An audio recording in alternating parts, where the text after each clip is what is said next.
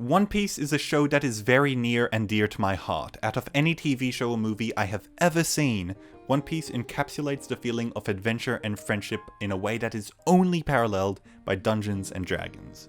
Monkey D. Luffy is the main protagonist of One Piece, and today we will be building him in D&D 5th edition. And if you guys like this video, please tell me who I should build next in the comments below. Luffy summarized. Luffy is a relentless hand-to-hand combatant who has the ability to attack people from long range due to his Gum Gum Devil Fruit powers. He has immense stamina for dealing damage and taking hits, and has several distinctive levels of power which he can unleash against an opponent. He is highly intelligent during combat and can often outmaneuver his opponents while fighting. If Luffy was a D&D character, he would have all of the following abilities: Barbarian's Rage and Hit Dice, Monk's Unarmed Fighting and Speed, Fighter's Attacks per Turn and Action Surge, Paladin's Divine Smites, and certain spells such as Haste, Blink, Blur, Sleep, Fly, and Foresight. On top of all of this, he also has impossibly long-ranged melee attacks and a handful of fighting styles. Now, as you can imagine, it is nigh on impossible to encompass all of Luffy's ability in a rules as written, raw build using no flavor. If you want to play Luffy entirely raw, the closest thing would be a Way of the Open Hand Monk and Totem Bear Barbarian multi-class. But with some light reflavoring, we can build a truly powerful character that will feel and play exactly like Luffy. Finally, this will be a spoiler-free video with a spoilery section dedicated to gears and HAKI. If you don't know what that is, don't worry about what I just said and skip past that part in the video. There will be a warning on screen and timestamps in the description below. Summary and highlights of this build. The Luffy build we will be creating today is a multi-class of Hexblade Warlock for 17 levels and a Battle Master Fighter for 3 levels. The focus of this build is recreating Luffy's punches with the combination of Eldritch Blast for long-range attacks and Packed Weapon for the closer enemies. This build has the potential to deal a lot of damage, while still being versatile as we have access to some high-level spells as well as devastating attacks from both long range and up close. We have powerful 1v1 fighting abilities which matches Luffy's ability to take on big hitters, as well as access to a potentially devastating first round of combat. Throughout this build, I picked the spells that I believe can be best reflavored for Luffy, but these are just my recommendations. Feel free to choose any spells you want. If the reason I chose a spell is missing, it's because it is in the gear and HAKI spoiler section. So, without further ado, let's get into this build. Level 1, Initial Stats, Race, and Background. We will be using point buy to determine our stats. After prioritizing 2 abilities, we end up with an 8, 8, 10, 14, 15, and 15. Note, you can use your preferred character creation method. This build prioritizes 2 ability scores, with Charisma being the highest, followed by Constitution. We will be using Orc stats, the Exandria or EBERRON ones, with Tasha's ability score rules to give us a +2 to Charisma and +1 to Constitution. By taking the Orc stats, we get access to Powerful Build, which allows Luffy to lift heavier weights, and 2 skills in Intimidation and Animal Handling, which I will elaborate on below. After the racial bonuses, our starting stats will be as follows: Strength 8, Dexterity 14, Constitution 15 turned into 16, Intelligence 8, Wisdom 10, and Charisma 15 +2 turned into 17. The high Charisma rating suits Luffy and his inescapable likability, but having only 8 strength should be considered a crime. I know, we aren't building a typical Luffy here, but trust me, it'll all be worth it once we are playing. For our background, we will choose Sailor, Pirate, which gives us proficiencies in Navigator's tools as well as Athletics and Perception. We will start off this build by taking 1 level in Fighter, giving us proficiency in Strength and Constitution saving throws, as well as the Acrobatics and Insight skills. Con saving throws are very powerful because they are used for concentration checks when spellcasting. I chose all of the skills for Luffy based on what I think best represents him as a character. Acrobatics and Athletics for obvious reasons, Insight for his intuition in battle and his acute sense of morality, Intimidation because he has a super high bounty and is a notorious pirate, and Animal Handling for the few times he has been shown to have a mysterious connection with animals. As a first level fighter, we gain a fighting style, and we will choose Great Weapon Fighting, allowing us to reroll 1s and 2s on damage dice. We also get Second Wind, which is a nice boost to HP once per short rest. Our weapon will be a flail, but we are reflavoring it to be Luffy's fist. The flail by default deals 1d8 bludgeoning damage. As for armor class, AC, our goal is to get a breastplate ASAP, so I will assume you can sell your belongings and get a breastplate by the end of level 1, putting our AC at 16 before adding a shield, which grants +2 to AC. We will be wielding a shield until level 4. Level 2, Warlock level 1. From level 2 until level 18, which is Warlock level 17, we will be going through the Hexblade Warlock path. Level 1 of Warlock gives us access to spellcasting, granting us 2 cantrips and 2 first level spells. The cantrips we will be taking are Eldritch Blast and Green Flame Blade. We will be reflavoring our Eldritch Blast to be Luffy's hands as they elongate and hit people from range. For a standard attack on our turn, we can either use Eldritch Blast or a melee weapon attack using our flail. This will change at Warlock level 3 and again at character level 5, further explained later in the video. Our first level spells we will be taking Shield and Armor of Agathis, which will help us stay up in close range combat with a boost to AC and temporary HP, respectively. The Hexblade subclass gives us some crucial features for our Luffy build. 1. The ability to use Charisma instead of Strength or Dexterity for weapon attacks, which allows us to use our best stat for weapon attacks. And 2. The ability to Hexblade's Curse a target, allowing us to deal more damage towards them. We will reflavor this as Luffy's intense battle focus against one foe. Now that I've covered the initial 2 classes, the rest of the build is actually fairly straightforward, as we will be taking Warlock levels until we are level 18, and then filling up the final 2 levels with Fighter. I will run through each level, highlighting the important spells and or abilities Luffy has, and how we will be reflavoring them. I will now cover 2 of Luffy's abilities, his gears and his haki, as of episode 993 of the anime. There will first be a section about Luffy's gears, then, after another warning, a section dedicated to haki. Skip ahead to 9 minutes and 56 seconds to avoid all spoilers. Spoilers for gears. I will quickly cover how we will be using spells to equate to certain abilities Luffy gets from going into gear. Second gear. Luffy moves much faster and zips around the battlefield. This is represented by the spells Blur and Misty Step, which will be leveled up when we get Fast Step at level 9. Third gear. Luffy enlarges his arms to deal devastatingly powerful blows. This is represented by Banishing Smite. Fourth gear. Luffy increases his size, strength, and speed, and is also able to fly to some degree. This is represented by the Warlock invocation Levitate, available at 9th level, and the more devastating attacks include Finger of Death and Power Word Pain. Spoilers ahead for Haki. Skip to 9 minutes and 56 seconds to avoid these spoilers. Spoilers for Haki. Haki is a power that allows users to utilize their spiritual energy to create magical effects. There are 3 different types of Haki that Luffy has access to. Color of Arms Haki, covering his skin in a coat which makes it significantly tougher.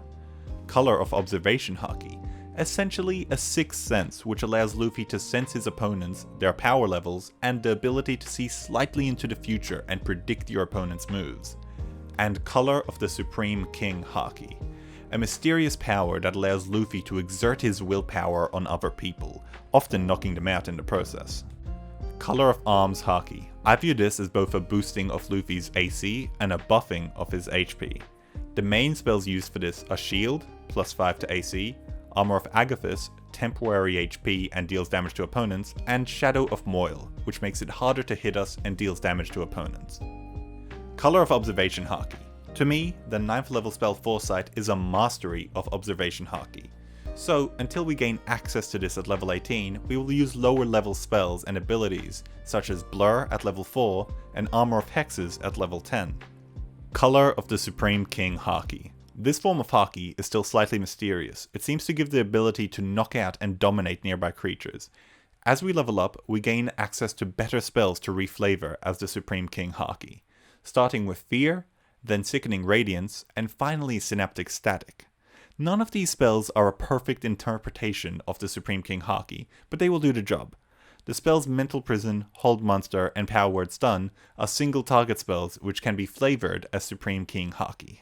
Now we will be going back into the level by level breakdown. Level 3, Warlock level 2. At level 2, we will take the spell Hex, which is reflavored as Luffy's battle focus, and take the invocation Agonizing Blast and Grasp of Hadar, which makes Luffy's Eldritch Blast punches even better. Level 4, Warlock level 3. At level 3, we will take the spell Blur, which equates to Luffy's ability to move very fast. We will also take the Pact of the Blade class feature, allowing us to use a Maul, 2d6 damage, instead of a Flail, 1d8 damage. Keep in mind that doing this moves our AC down to 16, as we have to let go of our shield.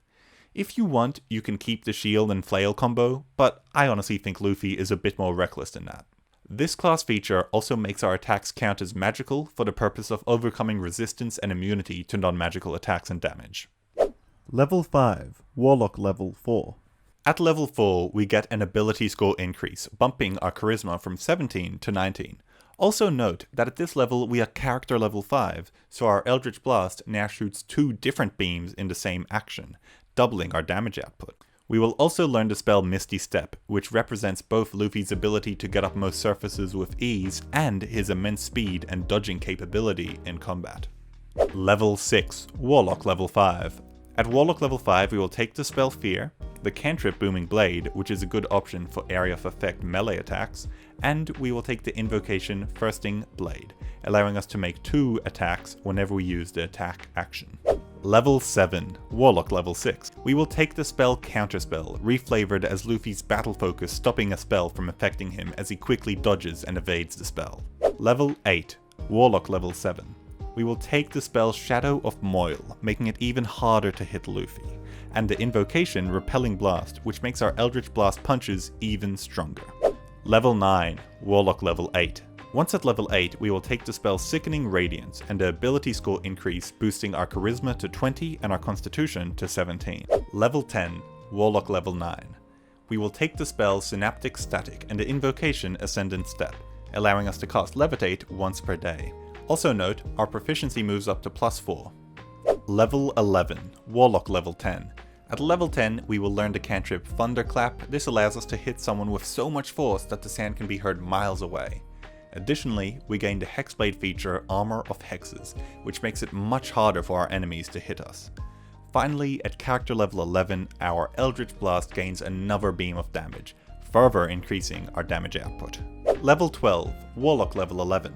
At level 11, we learn the spell Fast Step, increasing how fast we can move around the battlefield. We will take our first Mystic Arcanum, which is a once per day spell that we can cast. We will choose Mental Prison. On top of that, we also get a well-deserved 3rd spell slot. Level 13, Warlock level 12.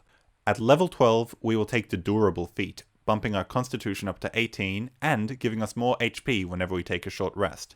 Additionally, we'll be learning the invocation Life Drinker, meaning that we add our charisma modifier to our attacks again, making us much more powerful when we are hitting foes. Level 14, Warlock level 13. We will learn the spell Hold Monster, the Arcanum Power Word Pain, and our proficiency modifier goes up to +5. Level 15, Warlock level 14. At level 14, we gain the Hexblade ability Master of Hexes, allowing our hex to transfer from one enemy to the next, which is great for taking on multiple strong foes as opposed to just one. Level 16, Warlock level 15. At level 15, we will learn Hellish Rebuke and the Arcanum Power Word Stun, which is reflavored as a brutal hit from Luffy which leaves our opponent stunned. We will also be gaining our final invocation in Eldritch Mind, allowing us to make concentration checks with advantage. Level 17, Warlock level 16. At level 16, we will either get a feat or improve our constitution. The feat you choose is entirely up to you and your specific playstyle as Luffy, but here are 3 feats that stand out to me. Great Weapon Master, making us hit even harder. Lucky, representing how things often go Luffy's way. Alert, showing how quick Luffy is when it comes to combat awareness. If none of these excite you, or you feel like you need more health, you can always add 2 to your constitution, bringing it up to 20. Also note that at character level 17, our Eldritch Blast now has 4 beams.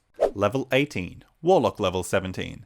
And our final Warlock level will be 17, giving us access to the super powerful Arcanum spell Foresight, which to me truly represents a full strength Luffy. We also learn an additional spell at this level, so you can choose any Warlock spell you like, and our proficiency bonus goes up to +6. Level 19, Fighter Level 2. For our final 2 levels, we will be following the Fighter path. At level 2, we gain access to Action Surge, which is a huge ability for spellcasters, allowing us to have a truly devastating turn in combat. And finally, level 20, Fighter Level 3. At Fighter Level 3, we gain our Martial Archetype subclass in Battlemaster.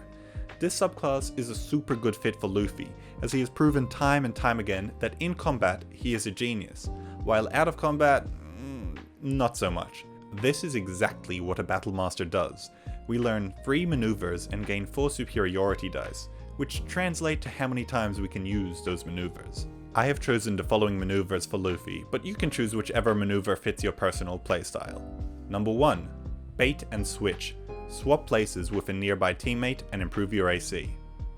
2. Maneuvering Attack. Allows you to add a d8 to your damage and move one of your companions into a better position. And 3. Riposte. When a creature misses you with an attack, you can use your reaction to attack them in return. And there we have it. This build is super powerful. Not counting spells, we are able to attack using either 4 Eldritch Blasts, dealing 1d10 plus 5 damage each, or 2 melee attacks, dealing 2d6 plus 10 damage each. We will have Foresight cast on us, so we will be rolling all attacks with advantage, and our opponent will be Hexblade Cursed, meaning that we deal an additional 6 damage per hit, and we crit on both 19s and 20s. All of this equates to a whole lot of damage from any range, and doesn't even account for any of our spells.